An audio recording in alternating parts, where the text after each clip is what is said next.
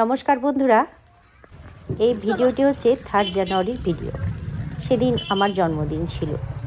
2026 সালে 3 জানুয়ারি এই বছরের জন্মদিনের ভিডিও এটা।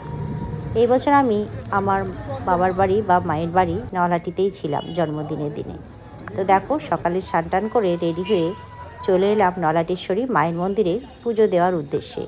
যেহেতু জন্মদিন আমার, তাই আগে বছরের শুরুতেই আমার জন্মদিনের দিনে পুজোটা কিন্তু দিতে হবে।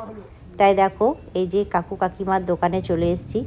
যখনই বাবার বাড়ি আসি, নলহাটেশ্বরী মায়ের মন্দিরে পুজো দিতে আসি, আমি কিন্তু এখান থেকেই ডালা নিই। তো দেখো, আমার ডালা নেওয়া হয়ে গেছে। এবার মন্দিরে চলে এলাম।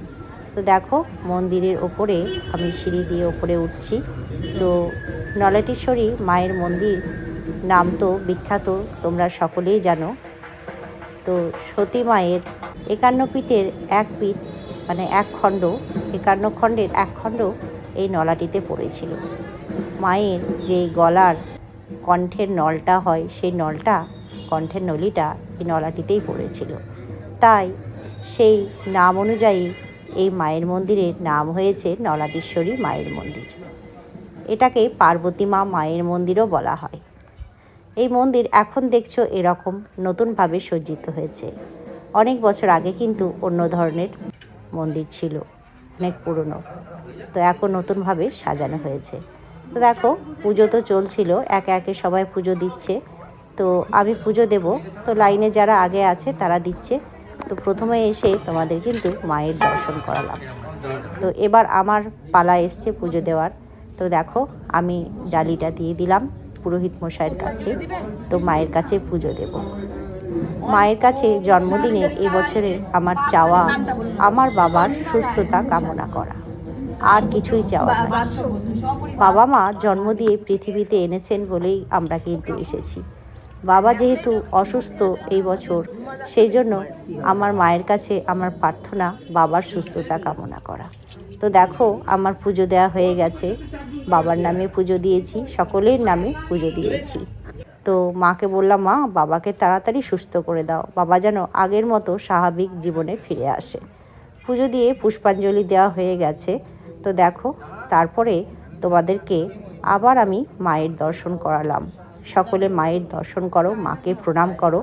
মা যেন সকলকে ভালো রাখে। এই জগতে মা যেন সকলের মঙ্গল করেন আর সকলকে সুস্থ রাখেন, সেই উদ্দেশ্যে পুজো দেওয়া।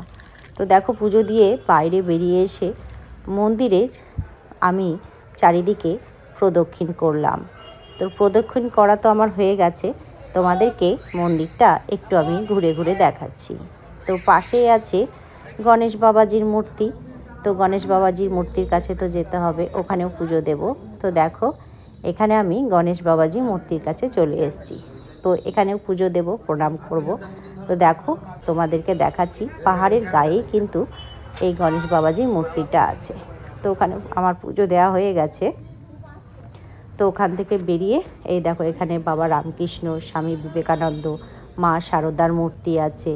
এখানে জগৎ জননী মা, মানে আমাদের জগদম্বে মায়েরও মূর্তি আছে। তো দেখো, ধূপকাঠিগুলো ছিল, তো এখানে ধূপকাঠি ধরানোর জায়গা। ধূপকাঠি ওখান থেকে ধরিয়ে নিয়ে আমি আবার মায়ের কাছে এলাম।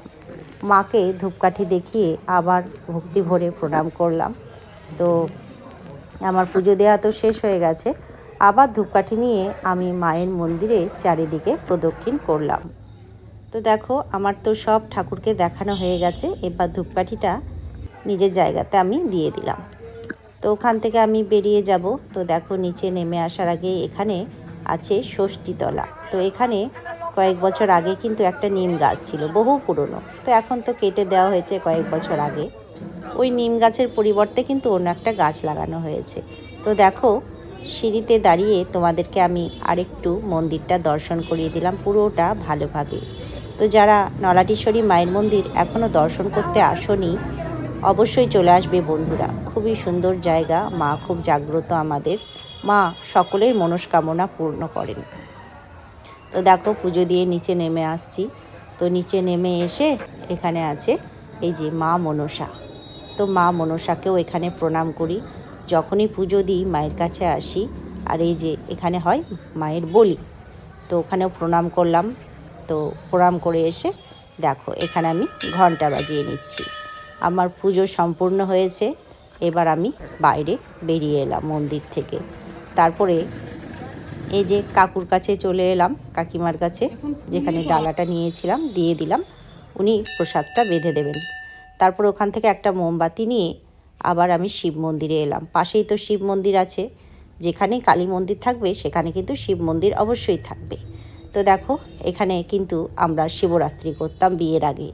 শিবরাত্রির সময় জল ঢালতে আসতাম এই ভোলে বাবার কাছে শিব মন্দিরে। তো এখানে আমি নামগোত্র ধরে সকলের নামে পুজো দিলাম। তো দেখো বাবাজির মাথায় আমি জল ঢাললাম।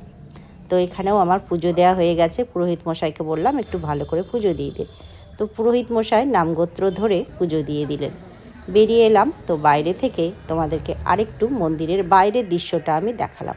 আজকের ভিডিওটা এই পর্যন্ত বন্ধুরা। এবার টোটো ধরে আমি বাড়ি চলে যাব।